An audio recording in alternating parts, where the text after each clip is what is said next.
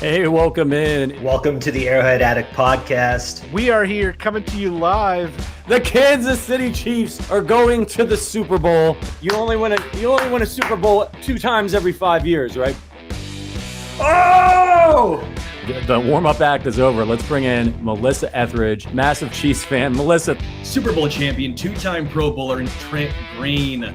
Trent Green, how you doing? Hey, what's going on, guys?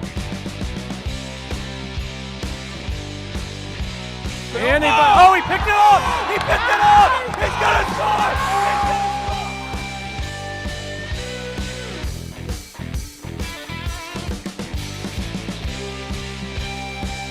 And we'll see you next week. But until then, as always, go Chiefs. What's up, Chiefs Kingdom? Matt Conner here, co-host with my pal Sterling Holmes. We are here to bring you the most engaging content we can with as much engagement as we can create as we try to engage with things about the Chiefs. Folks, my man Sterling Holmes is engaged. Dude, Yeah. I mean, look, the Chiefs are back, blah, blah, blah, blah, blah.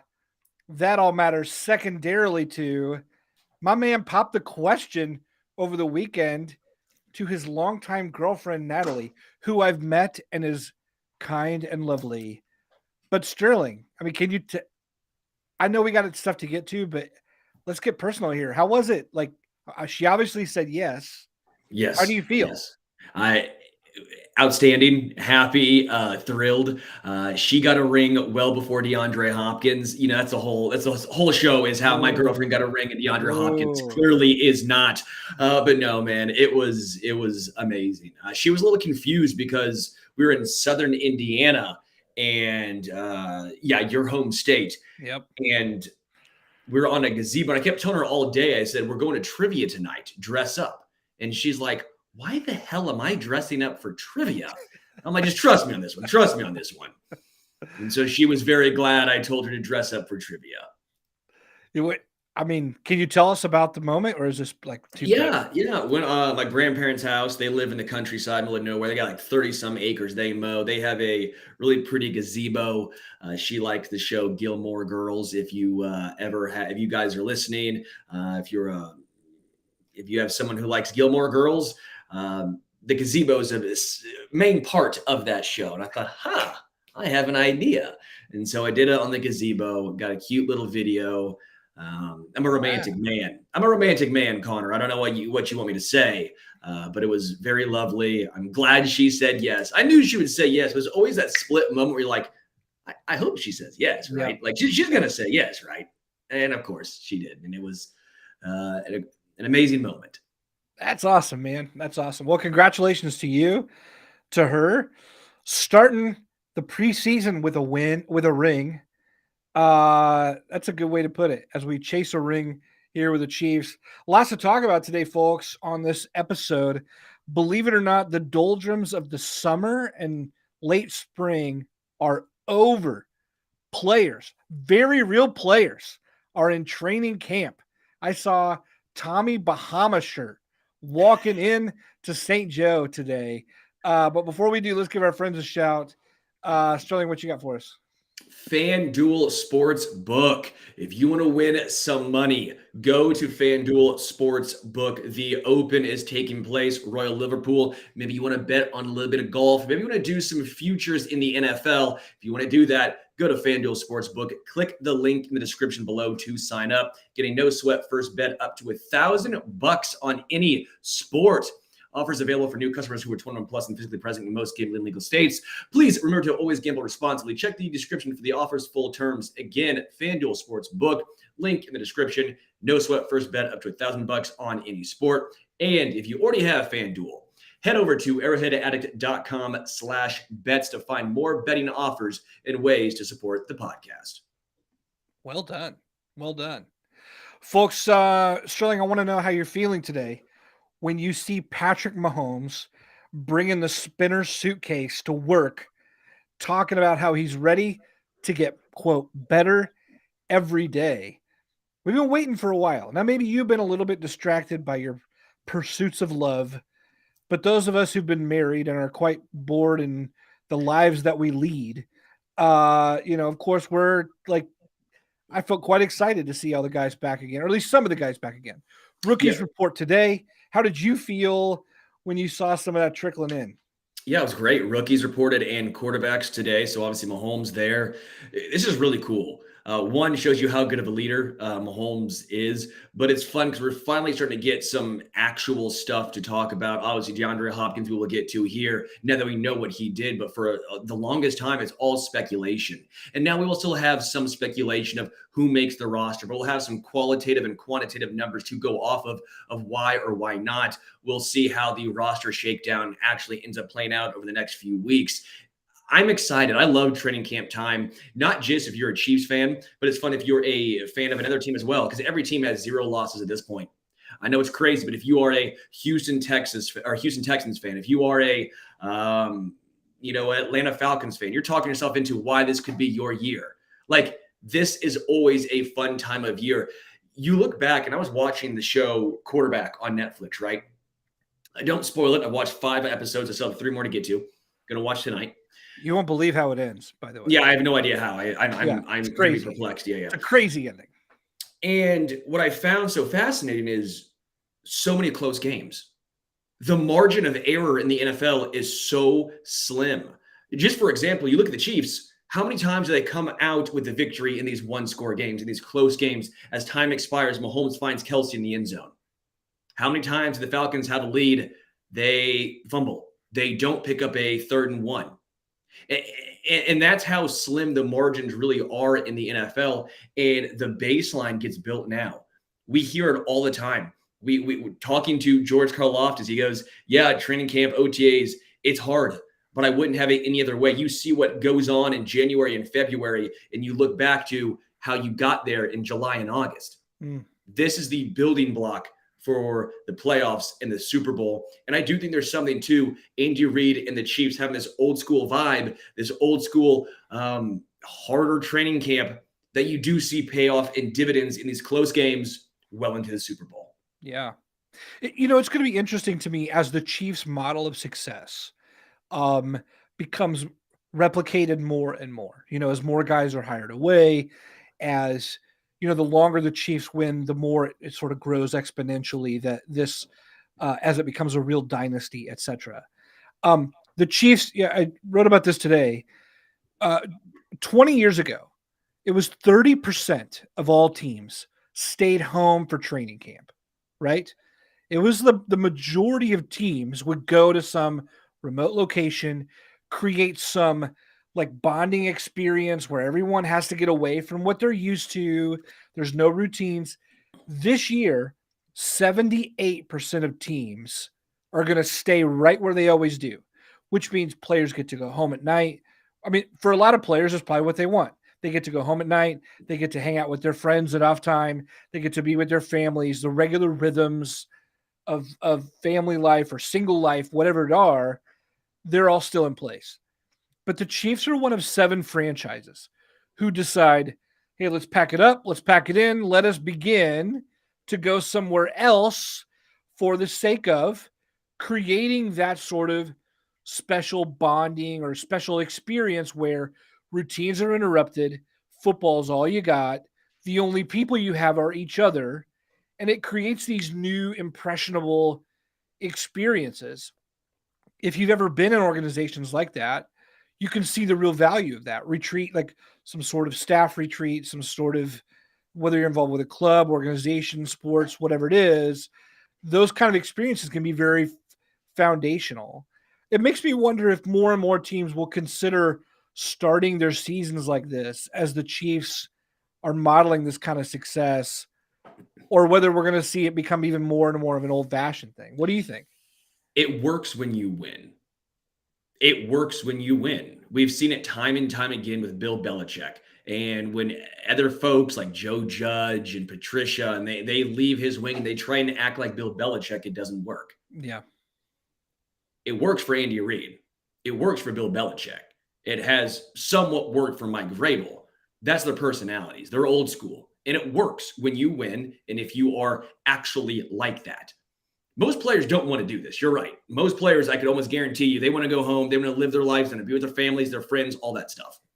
But when you win and you see the results, it's hard to deny it. It's hard to say, hey, I want to do it this other way. No, because you have the ring and the Lombardi to show for why you do it this way. Yeah. But you can't just pick it up. Like if you are, I don't know what team that does it or does not do it. But let's just say you're the Houston Texans. You don't have the track record of success. Players aren't going to buy into that. You're not going to buy in to go, 5-12. You're Carolina. You're not buying in to go 6-11. There's nothing there. But if you see the success, you've won the Super Bowl, you have the Lombardi, you have the ring. Well, then hell yeah, it's Andy Reid. Of course he knows best. To me, it all comes down to the Chiefs have done it for so long and they have the track record that backs it up. They'll keep doing it, but it's going to be very difficult for teams that don't do this, that haven't had success, to all of a sudden start doing it this way. Sure.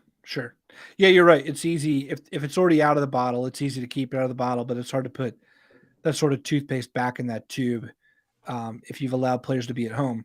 Well, let's go over just some quick hits here. Now that training camp is in session, give me one thing that you're the most excited to see early in training camp. I mean, look, you and I are going to be talking training camp for the next several weeks, so we don't have to break it all down. And I'm sure you're going to break it down even later this week with Adam and others. But, sure. As training camp begins, what's one thing on the leading edge of training camp that you are most sort of anticipating? I want to see how this guy looks. I want to see how this battle begins to shake out, whatever it is. I think wide receiver is the obvious answer. I think it's kind of the cop-out answer. I think part of me also wants to see Matt Nagy with Eric Bieniemy now gone. Yeah. I want to see if there's any. We won't see a ton yet. We won't know, but I am a little intrigued to see how Matt Nagy back here in Kansas City, back now as the OC, what's that look like in comparison with Bieniemy now in Washington? I do want to see if there's any wrinkles, good, bad, indifferent, other. If anything changes, while yes, Andy Reid is still there, he is the head chef, the sous chef, if you will, on the offense is now changed. I want to see if there's any differences there. But wide receiver is the obvious answer. I know it's a cop-out, but it's obviously the one I'm most intrigued about. I've been very high on Sky Moore. Yeah. Okay? I keep saying, we'll talk a little later on with DeAndre Hopkins, but this wide receiver core is not bad. They're unproven. And that's a difference. I know some people will say, well, unproven is bad. I don't think that's the case. I want to bring up George Pickens, for example. I think it's a good one to bring up. George Pickens had a good year last year. You ask the majority of fans around the NFL, is George Pickens a good player? They'll say, yeah, he's a good wide receiver. Look at PFF. I know PFF's not the end-all, be-all. Sky Moore ranked higher than George Pickens. He didn't have the opportunity of George Pickens. Until you see what he can actually do, you have no idea what the upside is. You have to take the training wheels off at some point. Again, not bad, unproven. Kadarius Toney, unproven. He's not been bad. He's been unproven. We have to see him stay healthy. Rashee Rice, kind of the same thing. And what I will say about the wide receivers right now, MVS, Richie James, and to an extent, Justin Watson, they are the baseline. That is you have to be this tall to ride the roller coaster. You have to be better than these three guys to see the field. Well, let's be real now. I know what MVS and Richie James, they're not wide receiver ones or wide receiver twos, but they're legitimately good at wide receiver threes, back end wide receiver twos, in my opinion of, I think, what Richie James could potentially be, a back end wide receiver two. That's a good baseline to have. If you have to be better than those guys to see the field, you have some floor there. It's not just a black hole. I don't understand this. The Chiefs are screwed at wide receiver. I mean, I'm not saying everyone's saying this, but I have a lot of folks in my mentions who are just acting like the sky is falling. I'm like, pump the brakes. This is a team that just won a Super Bowl. They lost Juju Smith-Schuster, which, by the way, they lost them in playoff games too, and they were completely fine. Yeah. Mahomes can make every wide receiver better. You know what he can't make better? Linebackers, safeties, cornerbacks. And that's what's going to come down to. That second year of DeAndre Hopkins, don't you want to keep those guys instead? Mahomes can make Sky Moore better. Can't make Nick Bolton, Willie Gay Jr., or L'Jarius Sneed better. He can't make those guys better if they're not on this team. So I like where the wide receivers are at. It's unproven. It's young. They're going to be hungry. I'm intrigued to see how this plays out in training camp. Yeah. Yeah, it'll be good to see. I want to see the early returns on some of these guys with injuries. Isaiah Pacheco had a couple surgeries in the offseason. I want to see how he's looking early on. I want to see Lucas Niang, who has been shrouded in mystery. I feel like Lucas Niang has been wearing the Harry Potter invisibility cloak for the last 12 months, and everyone's like, is he going to be a starter? Does he even exist anymore? Did he take another COVID opt-out year? Like, who the hell knows what? Like, we talk about him like, oh yeah, he's competing, and then the Chiefs treat him like he's not even on the roster because they're like, let's draft that guy, sign that guy, get us another guy. Let's keep Prince Tegawanogo in the room because we need him to. It's like, does Niang even exist? Because everyone's talking about him all across the board. So yeah, I want to see some of these guys with lingering injuries or who have been rehabilitating. Let me see them. Give me some good quotes on them early on, so we kind of know what we're working with competition-wise on the roster. I will say, and yeah, Evan brought this up. Andy Reid did say in today's press conferences, Pacheco might start on the PUP list, the physically unable to perform list, depending on how he feels. Turk Wharton, I saw was going to start on that as well. Again, you're right. The injury concerns, lingering injuries from past year carrying over, that is something to monitor as well. Yeah. Let me ask you this. Madden ratings are dripping out this week. Yeah. Do you care at all? No. How many Madden Raiders are GMs? No, they're not. How many of them are scouts? What I find fascinating is it's fun. It's fun for the players. It's fun for the fans. And quite frankly, I find myself getting worked up for no apparent reason. A lot of it is who's popular, who is the big names. There's a reason why Tyrann Mathieu is still up there, even though we know Tyrann Mathieu's not a top 5, top 7 safety. There's a reason why it's the same people year after year after year. It's a big name. People have that name recognition. They're going to be there. Yeah. Aaron Donald still being a 99, I think is fine. I have nothing necessarily against it, but I think Chris Jones was clearly better last year. Doesn't matter. Aaron Donald's the bigger name. I think you see a lot of the same thing with wide receivers.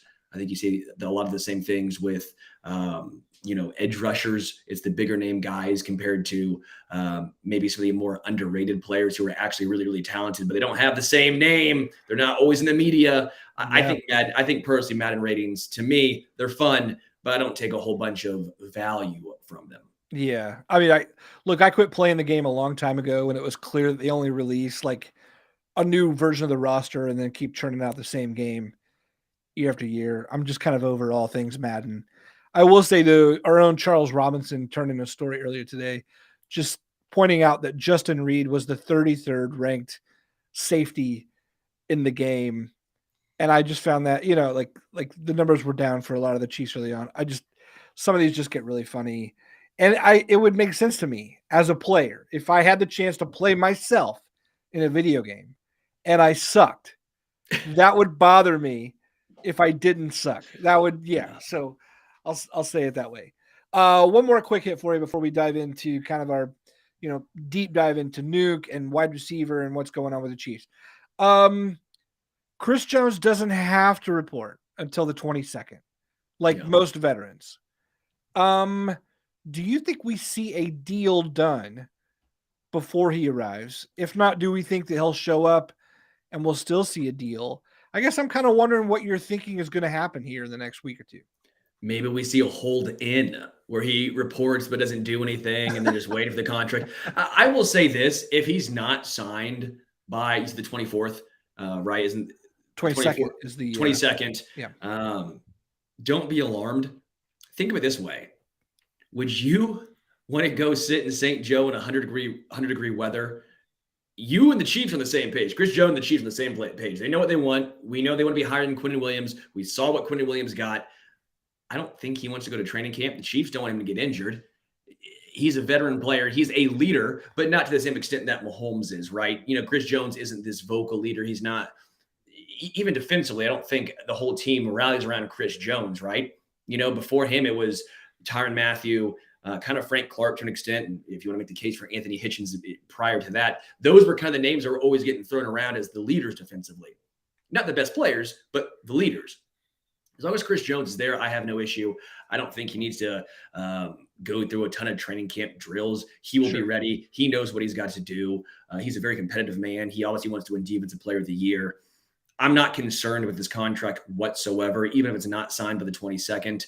I guess that's the way I'm looking at it. Is this might be a guy who just does not want to go to training camp, and I don't blame him. Yeah. I get that, but you bring up a good point that I hadn't really thought about here, which is you got BJ Thompson, first year, 5th round pick. You got Felix coming in as the 1st round pick. You got Karlaftis here, who's only got 1 year under his belt. Frank's gone, right? Normally there's a Dunlap or an Ingram or someone gone. They're gone. But not yet. Not yet. Those guys also wait because they don't want to go to training camp. Right. So I'm saying if they're not going to bring a guy like that in, this is the prime time without Frank for Chris to step up and go, all right, this is the youngest unit around since I've been here. I'm now the senior in the room. It's time for me to make my presence felt in a way that I didn't have to before because the shark was there or because there was sort of a gun for hire who had been around, who had been a name and had been productive.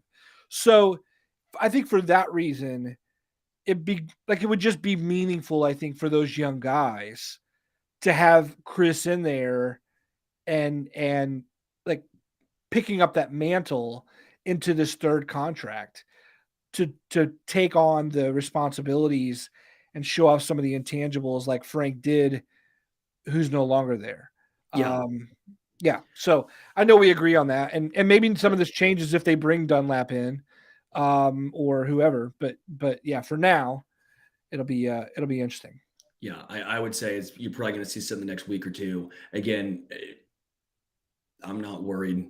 I'm telling everyone right now, if it's not done by the 22nd, don't be concerned. We know he wants to be in Kansas City. Yeah. The Chiefs want him in Kansas City. We know the monetary value that they're trying to hit as far as in between. I'm not worried. And that's a good feeling. There's no misunderstanding as far as what the holdup is. There's none of that Stephon Diggs situation that was happening with Buffalo for a while. Well, so let's dive in here because the whole thing of our show here is around Nuke, right?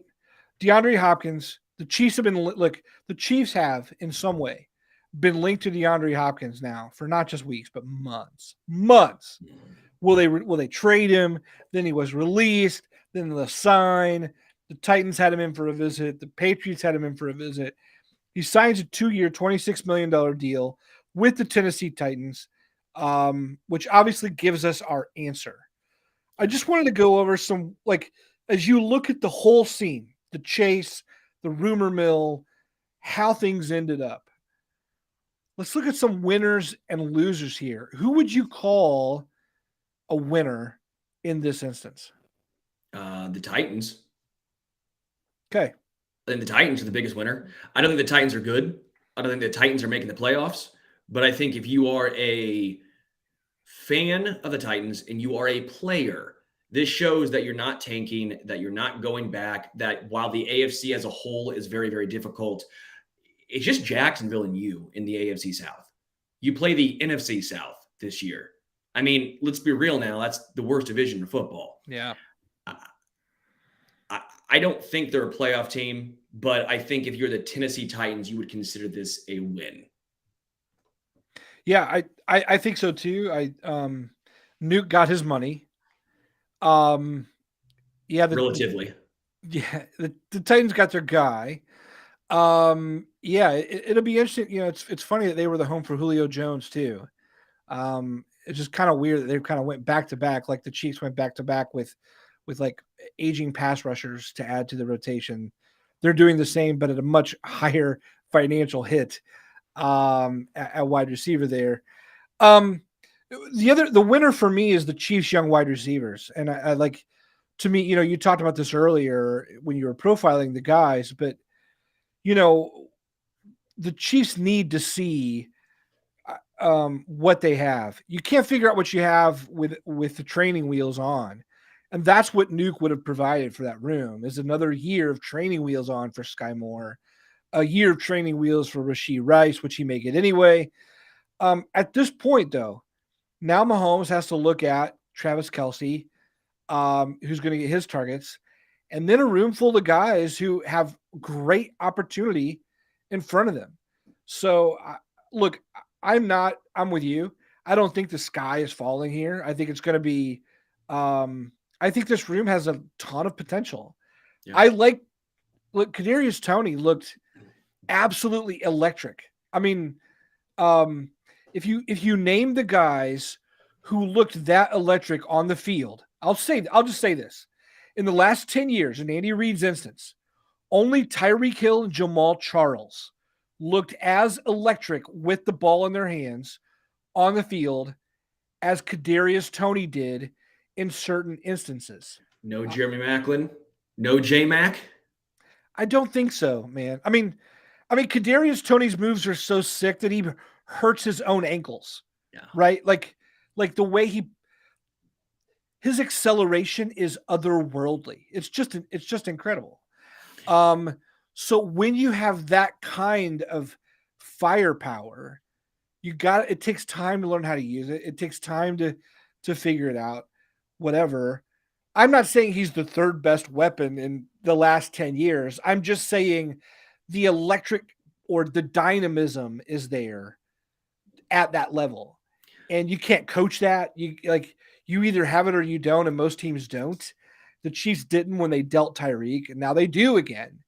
And when you have that, Sky, the other guys, that room not having another veteran in it, that makes them one of the winners. I will say, just first and foremost, while people are listening and acting like we don't want DeAndre Hopkins here, I would have loved DeAndre Hopkins here on a 1-year deal. Yes. I would have said 1-year deal, sign me up. The reason why I didn't want the 2-year deal is his salary cap restraints. The reason being you would lose L'Jarius, Nick Bolton, Willie Gay Jr., Creed Humphrey, Trey Smith. It'd make it that much harder to keep those guys. That being the case, I didn't find the value in DeAndre Hopkins. That's where it came from. 1-year deal, Sterling Holmes, all in. 2-year deal, Sterling Holmes, all out. Yes, I'm talking like Ricky Henderson right now. Hey, are we agreeing on all these things? Yeah, this is weird. This is super weird. I love your takes. It's like you got engaged, and then suddenly, like, something just settled in you. Some good takes just settled in you. I don't know. Whatever it is, I love it. Yeah. What were you going to say? So my biggest loser is going to be DeAndre Hopkins.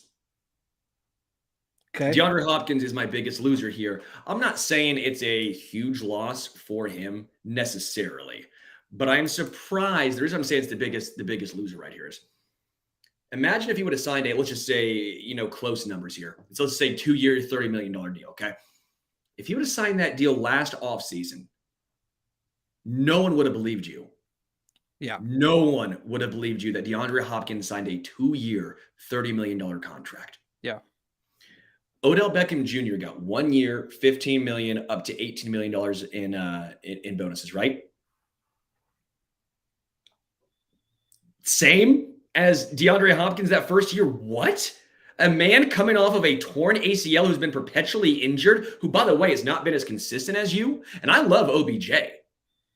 Hopkins, to me, this is a fascinating ordeal and just dilemma of aging wide receivers and what that market looks like. He mistimed his market. He misunderstood his market.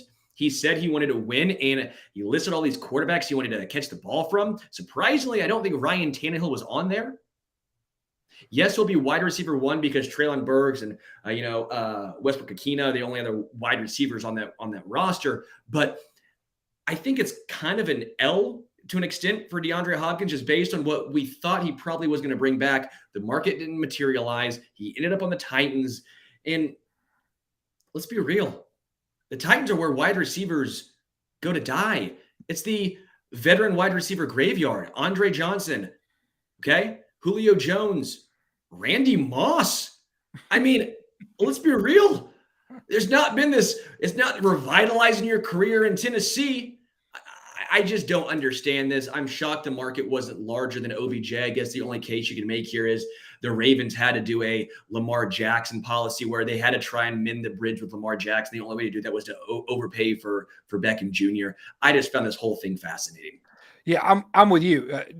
Hopkins is twice the player to me that Beckham's going to be. I mean, in terms of time away from the field and injury risk and all that, give me Hopkins all day, every day over OBJ. And they both might turn out to be very productive receivers this year, but the much smarter money is on Hopkins in that case. Yeah. Yeah. We had a comment here that says, hold on. I think it's an L for the Titans because their last GM screwed them by trading AJ Brown. And Vrabel begged their GM not to do it, and it backfired, costing him his job, and the Titans running. Totally there. And look, this is Carthen's first big move, his first year as a GM. He's trying to really, for him, the choice is, do I want my team to have Hopkins or not? I've got the money. I got him. To me, that's a good move.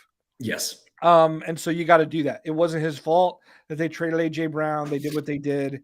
Maybe Burks turns into something, but yeah, I like Burks a lot. I like Treylon Burks. Oh, I hope he works out. But AJ Brown looked super good with the Eagles. Yeah. What a deal for them. So yeah, it'll be interesting to see. Do you think that Tannehill's going to play 16 games next year? I think there's a better chance of him than people are giving him credit for. Okay. The reason being, I think if they're anywhere close to that division, I don't think they make the playoffs. Like I said, you have to try. He gives them your best chance to win this year. Yep. We saw Malik Willis last year. He is still, and maybe he has a great training camp, and Will Levis is a great training camp, and someone takes it from him. But Ryan Tannehill, while not good, he's fine. And the rest of that team is pretty solid, and they're in the AFC South, which is the worst division in the AFC. I think you go with Ryan Tannehill until you are eliminated from the playoffs. Yeah. I do want to say, go ahead. Well, I'll add this. I have felt stupid betting against or thinking negatively of Mike Vrabel's teams before. Yeah. That guy is a hell of a coach who gets the most out of his players. So with that in mind, I at least want to give them that much respect and say maybe there's some benefit of the doubt here that they deserve that some people aren't giving them, myself included. Super chat from Bumpa BB. Thank you. Appreciate the super chat. It says Kelsey, the biggest loser, gonna have to carry at 34. I guess, doesn't have a whole bunch to help take the pressure off of him. I get what you're saying. You also make the case that it's going to make his numbers even higher. It is what it is. I get what you're saying. I think it's a good point, but I'm not going to say he's the biggest loser. But I understand where you're coming from. A question I really want to get to here, I think this is a really good one from Andy. Says it was about the money. It always is and always was. No one takes the ring chasing discount. That is the truest words. Yep. We always hear players say, yeah, I want to win. Going to Tennessee is not wanting to win. You always hear this time and time again. How often does it happen? How often do you hear fans and even occasionally people in the media say, well, they'll come to Kansas City because they want to win? They don't. I keep saying this. I said the entire DeAndre Hopkins time. I kept saying he's not going to come to Kansas City and take a discount. See, this is why it does not happen. We do not see it, so stop pretending like it does. I'm 100% with you, Andy. Until all of a sudden we see a guy say, you know what, I want to win. I'm going to take a discount. And then we see it. Why do we keep pretending like it's going to happen? It doesn't happen. You're right. You're right, man. You're right. Sterling, I want to talk about the Chiefs' posture in all this. And I'd love your take here. Because I think here's the angle that no one's really taken on, at least from what I can, from what I'm reading. I try to look through social media, whatever. The angle that I'm thinking here, look, the Chiefs were public about wanting Juju Smith-Schuster back this coming season, right? Like they were working with his agent. They just didn't meet the financial demands of what the New England Patriots were willing to do. So right? You're saying he didn't take a discount to win a ring? So he didn't take a discount to win a ring, right? The Chiefs were reportedly in on Odell Beckham Jr., right? There was a lot of smoke there. I believe there was some level of a fire. The rumors about Hopkins were the Chiefs were in discussions with Hopkins agents, at least keeping tabs on what was going on, right? So clearly there is a demonstrated interest in having brought in a veteran wide receiver with this room. Now the Chiefs are going to training camp without any of that. So I guess I'm wondering, what do you make of the Chiefs had a few options here and came away with none? I'm not saying that's a failure. I mean, it's not a failure if I go to the store and say, I'm going to spend $5 per pound on ground beef. And if all the ground beef is $10 per pound, I don't lose because I don't pay $10 per pound. It just means I didn't pay the prices that they were. So I don't think there's any Brett Veach failed to get his man here. That's not at all what I'm saying. Yeah. But I do wonder, the Chiefs have demonstrated, hey, we got a young wide receiver room. Let's bring in a guy if it makes sense or the price is right. The price was never right. But I wonder what you do then with the Chiefs wanting that and not coming away with it. I think it kind of goes back to what I'm saying is players don't take a discount to win a ring. And it also goes to say the Chiefs have a price and they will not budge. Doesn't matter who you are. DeAndre Hopkins, OBJ, Juju Smith-Schuster, does not matter. They have a price and they will not budge. They had the exact same thing happen with Tyreek Hill.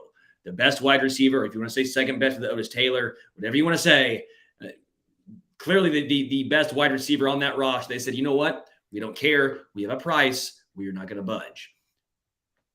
That's what it comes down to. I know I get that, but I wonder what do you, I guess here's what I'm saying, right? If I was single, right? And you were like, hey, I got some options for you. And you have me go and meet these people one at a time. I'm like, oh, the first one's crazy. The second one's twice my age. And the third one likes pro wrestling and I just can't take it. Whatever it is, right? I'm making up silly scenarios here. A fan of the Eagles. Okay, right. So likes the Eagles. So I could say, hey, I'm interested in having someone in my life, but all the options were not for me. And I guess I'm wondering, what do you do with that if you're the Chiefs? Does that bother you that they're, quote, still single, having kind of flirted and shopped with? Do you think that there's still a move to be made? Or do you think that they were always okay rolling with the young guys? They just wanted kind of the veteran cherry on top. I think they just wanted the cherry on top. Okay. I think it's what it comes down to. I think they're like, hey, we're happy where we are at, but if we can get someone to, again, take a discount, we will be thrilled. I mean, they won last year with Juju Smith-Schuster as wide receiver 1. Yeah. And by the way, he was injured in some of those playoff games. It was MVS. It was Marcus Kemp. I will go back to saying this time and time again. Mahomes can make wide receivers and pass catchers better. He can't make linebackers better. He can't make safeties better. He can't make the cornerbacks better. You spend money there because Mahomes is going to make these wide receivers better. I'm not saying you never take a chance at wide receiver, but they are. They spent a second rounder on Sky, a second rounder on Rashee Rice. They're trying to build this up for the long run. They spent a second rounder on McCole Hardman. They don't always pan out. They don't always get second contracts. But what they are trying to do is get young, controllable talent, and they understand that Mahomes is going to elevate those guys. Now, another aspect I want to bring up here, Mahomes is on his second contract. He's getting paid a ton of money. It was very rare for a quarterback on his second contract to win a Super Bowl. It was very difficult in today's modern NFL. Russell Wilson had all that success in Seattle when they spent all that money on the defense because he was on a rookie contract. The Bills, the Bengals, they're about to have a hard time figuring this out, that what happens when you have to pay Joe Burrow? What happens now that Josh Allen's under this contract? There's going to come with some contract restraints. The Chiefs have proven they can dance around that. Mahomes is a magician. But you don't spend as much money on wide receiver because he can elevate those guys. Other spots, he can't elevate. Yeah. Yeah, it's interesting to me that a lot of guys a lot of fans are okay with taking a position like cornerback and just going young there and seeing what happens, saying, hey, well, they can coach up those guys. They just need time. And when it comes to wide receiver, there's not as much permission there. It's even true about running back, right? How many times have you heard Prince referred to as some sort of like great free agent find or undrafted free agent find as a running back when there's like literally zero evidence for this other than some like mini camp plays? And yet guys who were drafted in the second round as wide receivers are being viewed like through some negative lens, like, well, they haven't proven anything yet. What's wrong here with Veach? Every player is unproven until they get a shot. Everyone roots for an underdog, by the way, as well. That's why when you see a seventh round or an undrafted guy get even an inkling of media time, he becomes a darling. Sure. It's fun. You want to root for those guys. I root for those guys. It's human nature. I don't know. I'm a little bit tired too, to an extent of, I'm not saying Brett Veach does everything right. I'm not saying he's perfect, but also, can we trust the guy? Right. Can we trust the dude who obviously knows what he's doing better than any of us? Yeah. Who are we to say he needs to bring in this veteran wide receiver? Like, does he? He's been proven time and time again how good of a GM and the master plan he has laid out. Chiefs just won a Super Bowl. Look at the betting odds. They're the favorites to win the Super Bowl again. Yeah. Surprisingly, DeAndre Hopkins didn't make the Titans the favorite. Like, Brett Veach knows what he's doing. Let's stop acting like he's this buffoon who can't figure out what to do at wide receiver. Let the plan play out. It might be wrong. Sure, it could be. But the track record he has so far shows us more than likely he's probably going to be right. Folks, if these wide receivers aren't working out through 8 weeks of the season, you have a trade deadline in which you're going to be able to go get guys from the league's lesser teams. You're going to see a Mike Evans trade. You're going to hear Kyle Pitts trade rumors, at least. You're going to see some of these things happen. So, yeah, I'm with you. Trust Veach. It's going to be okay. The guys we don't know anything about doesn't mean we fill it in with negative. We don't fill in what we don't know with negative scenarios. And that's what's happening here. Yeah. If every Chiefs wide receiver they drafted was a seventh round, or if everyone was Justin Ross, where we literally have no idea. Dude was undrafted, was great his freshman year, and then fell off, was injury. I would say, okay, Justin Ross is planning to be a major part of this team. If that's where we're putting all of our eggs, I would say, okay, I'm concerned. They're not. That's why they brought in Richie James. You have to be this tall to ride the roller coaster. Richie James, that's that cutoff. And by the way, Richie James, a lot of the analytical people in the wide receiver community, they freaking love Richie James. I'm not saying wide receiver one. I'm not saying 1,000 yards. But Richie James gets open and has great, great hands. Richie James is going to be, again, I'm really excited about Richie. If for some reason he doesn't make the team, that's going to show you everything you have to know about Rashee Rice, Sky Moore, Justin Ross, the rest of the young guys. Because Richie James, in my opinion, that's the cutoff, and he's a damn good cutoff. Yeah. Well, Brett, speaking of Veach, he even said, hey, look, he's a guy we've tried to get before. And we didn't, and now we did. It sounds like you like the rituation we have at wide receiver is what you're saying. Hey, let's go to just a few comments here just to bring them in. Bryson Cruz says, I think it's too early to say Sky Moore has failed. Amen. And then he goes on to say, and we haven't even seen Rice set foot on an NFL field yet. Absolutely true. Future Trunk says, and they wouldn't do this if they don't completely trust Tony and MVS. I worry more about the Pacheco injury because if we go full young wide receivers, we need a better or a more stable run game. Interesting. Mm-hmm. Michael Donegan says we had 8 one-score games with 4 comebacks last year. With a true number one, that all goes away. Disagree. Do you agree with that? No. The Chiefs had the number one offense in football last year. I know it's fun to say, sure, if they had this guy, they'll win every single game 45-3. That's not how it works. Chiefs defense isn't getting better if they have a wide receiver one. You're not paying Nick Bolton, L'Jarius Sneed, Creed Humphrey if you have a wide receiver one that you're paying all this money to in year 2. Again, I like DeAndre Hopkins. I'm not saying this Chiefs team is better this year without DeAndre. Yes, they'd be better with DeAndre Hopkins this year. That's not a question. The point is, what can they keep? It's not Madden. You have contract restraints. You have monetary restraints. You have to take everything into account here and say, where would we be better? Where is this money best spent? Not just this year, but for the future. That's what it comes down to. I don't think that there's going to be blowing teams out if they had DeAndre, because they had Tyreek Hill here. Were they blowing teams out every single game? Sure, they blow out some teams, but they weren't blowing teams out every single game. You know what we were left saying? Why are the Chiefs playing so many close games? Yep. Tyreek Hill's better than DeAndre Hopkins at this point. What's the difference? Yeah. One comment here, and I want us to take us into this as an actual subject. Future Trunks writes, what are you all's perception of Ross? I'm assuming this is Justin Ross, but we could talk John Ross as well. Do you think he's a borderline squad player, or does he have a real shot to get into the wide receiver conversation here? Sterling, like, do you like Justin and or John Ross in any way to like really actively compete for a spot? I think both have a chance.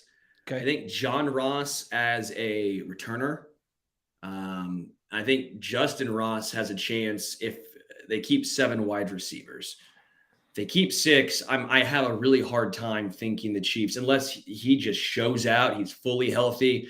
But the wide receiver 5 and 6, they're going to be playing some special teams as well. Justin Watson played special teams. Richard James would play special teams, right? With Justin Ross. That's what it comes down to, because your wide receiver 5, wide receiver 6, you're not seeing the field a ton. Yeah. That's what Justin Watson only saw the field a lot with a huge downtick in MVS numbers last year. You look at the game-by-game charts, whenever Justin Watson had a higher uptick in snap count, that was a direct correlation with MVS. Just something to keep in mind as well. That's why I think Justin Watson's spot is not as secure as some people think. I think some of their skill sets are a little bit interchangeable. But I think if they keep 7 wide receivers, it's going to be Justin Ross. I think right now I would have him as a little inside of John. Okay. Let's admit here, keeping 7 wide receivers is a rarity, right? Like this very rare. This does not happen. But I think the one angle we can take here is we've always had Anthony Sherman or Mike Burton on the roster. Like we've always had that extra guy. So maybe not having someone in that role allows for extra something somewhere. And of course, if they have a wide receiver that they don't want to put on waivers, that's going to be the guy. For me, either one of the Rosses, if you got excited about Corey Coleman last year, then you have permission to get excited about the Rosses this year. Like whatever level you get excited about those kind of experiments, great.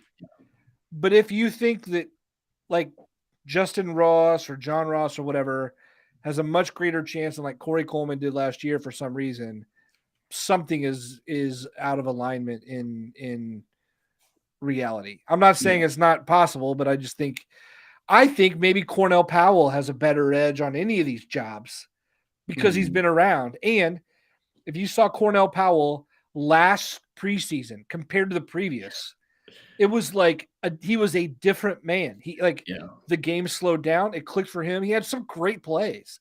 And if he's trusted on special teams, and this is his 3rd year with the team, to me, it makes a lot more sense to roll with a guy like that. But, but of course, that's what training camp's for. I mean, we're gonna sift all this out.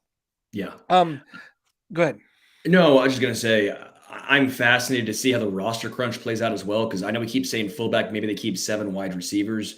What if they keep 4 running backs in the active roster, because you don't know what you have with the injuries, right? You don't know the injury concerns. Do you want Deneric Prince to be your RB4? Do you want him to be your kick returner, right? I don't think he'd be the punt returner. I think he'd be the kick returner. They keep comparing him to Niall Davis. If that's the case, then you're keeping 4 running backs in the active roster. I don't know about that. That seems like that would be a spot for the fullback. If you're keeping 4 tight ends, if you keep 4 tight ends and 7 wide receivers, that seems a little bit like overkill to me. Great song by Colin Hay and Men at Work, by the way. Overkill, just phenomenal. I've been listening to a lot of Colin Hay recently.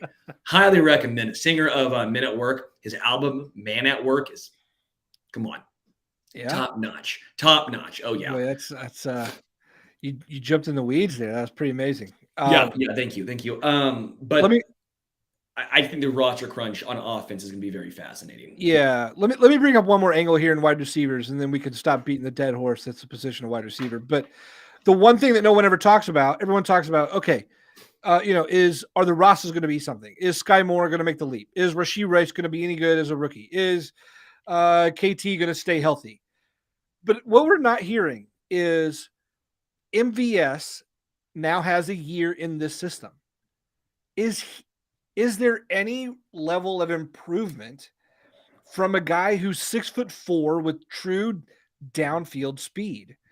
I think I'm a little enamored wondering, is Marquez Valdes-Scantling going to be the one to take a leap forward? And no one's talking about it. Also, shout out to John Clifford for understanding that reference and putting some lyrics in there. Appreciate you, John. Good job, John. He understood the assignment. Yeah. I like it, but I think MVS might be the most underrated talking point that folks are not bringing light to. But I don't think it's something along the lines of 800 yards next year. I think MVS is one of those guys where, again, you have to be this tall to ride. I don't think MVS is ever going to be a 1,000-yard wide receiver, but I think he's one of those guys where he'll consistently go 600, 650, right around there. You know what you're getting from him. He's a fine NFL wide receiver. He's not a wide receiver 1, might not be a wide receiver 2, but he's a damn good wide receiver 3. He can do a little bit of everything. He can stretch the field. We saw him in clutch moments when he had to step up. What happened? Dude stepped up. I get what you were saying, but I'm kind of in the same boat of he's been in the NFL for 5 years now. He's had Aaron Rodgers. He's had Mahomes. Yeah, I think Mahomes is better than Rodgers, but Rodgers was damn good. He won 2 MVPs. He didn't really show out. There wasn't a ton of outside of Alan Lazard, there wasn't this superstar in Devontae Adams, I guess.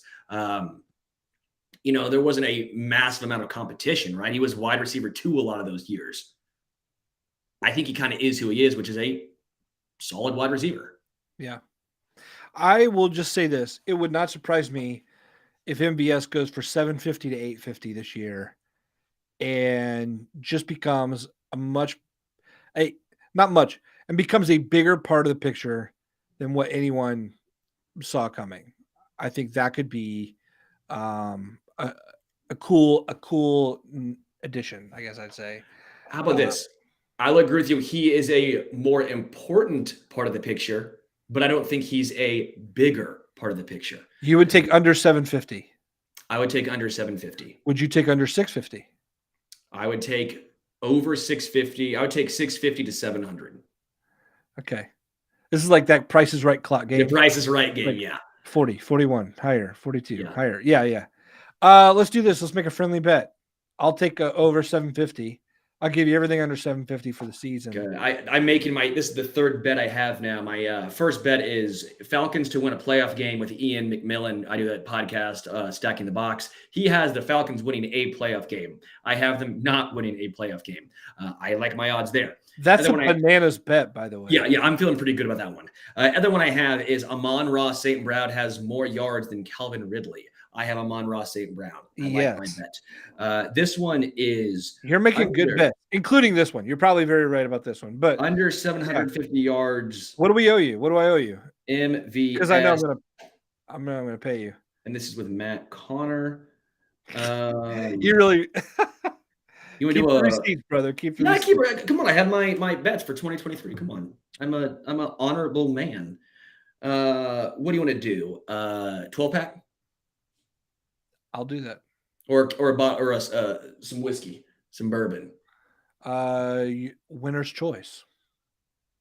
Well, big difference in price. Pappy Van Winkle, baby. Thank you. Some Whistle Pig. I'll do it. I'll do that. All right. We'll do some bourbon. Some Whistle Pig. Let's do it. All right. Well, folks, we have exhausted the wide receiver conversation And that brings us toward the end of the show here. Yeah, let's bring in our buddy Richard. Are you there? I am here. Yeah. How's it going, addicts? Look at this. Richard, by the way, our boy Sterling got engaged. Do we have a tribute? Do we have a graphic? Do we have something special we can play him?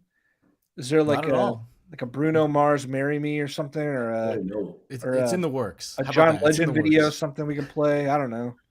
What do you, Can I hit one more comment really quickly from Jeffrey? Says upcoming season, upcoming stash. Sterling, you bet your ass.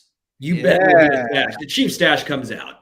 Not yet, not now, but Chiefs season. That was a winning stash last year. I kept it for the playoffs. It was a good luck stash. I don't know when it'll come out, but when the weather gets cold and the Chiefs start getting dubs. By the way, Bryson has a comment. Wasn't Matt supposed to buy a Prince jersey? I will say this, probably. I say a lot of things and then don't mean them.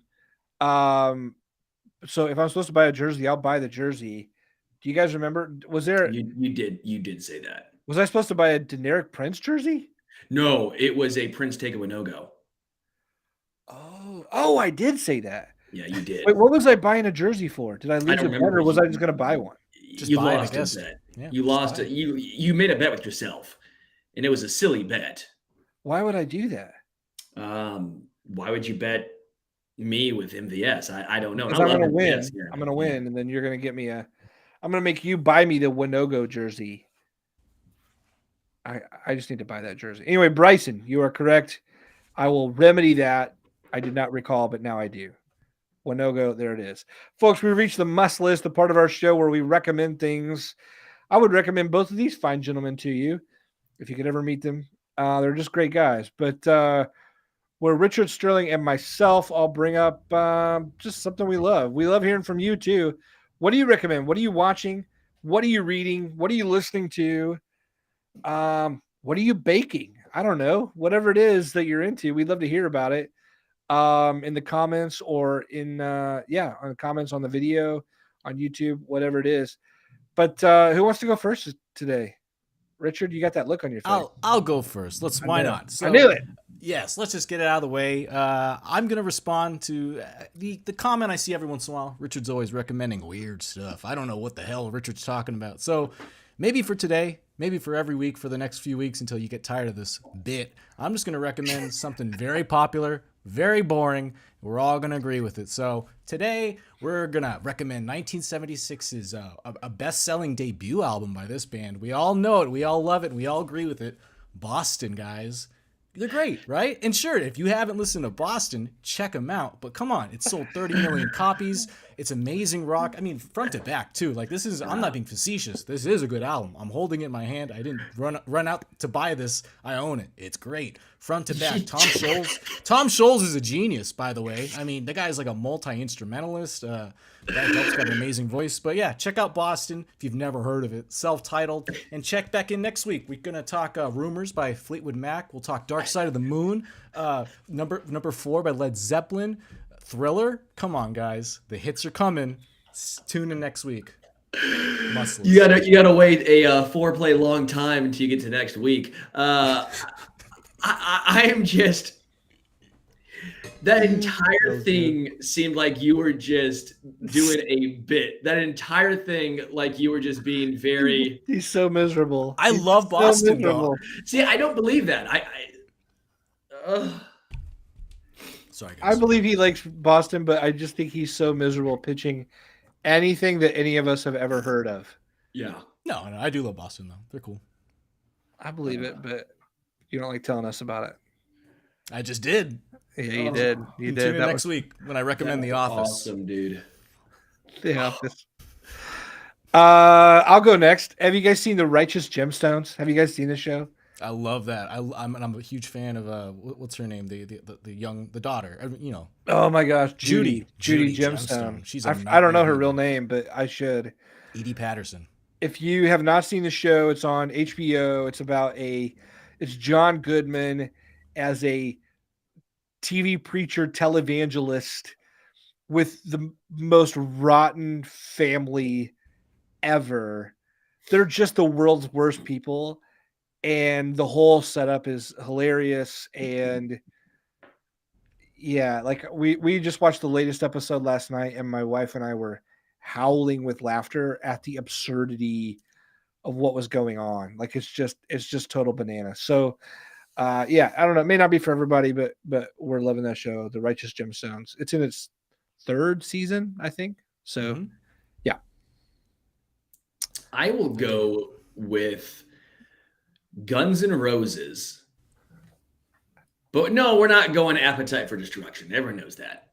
Chinese Democracy, the album that came out in 2008. It was basically Axl Rose and Friends. I don't know why it's Guns N' Roses. If this came out as Axl Rose and not Guns N' Roses, I don't think this album would have been hated on the way it was.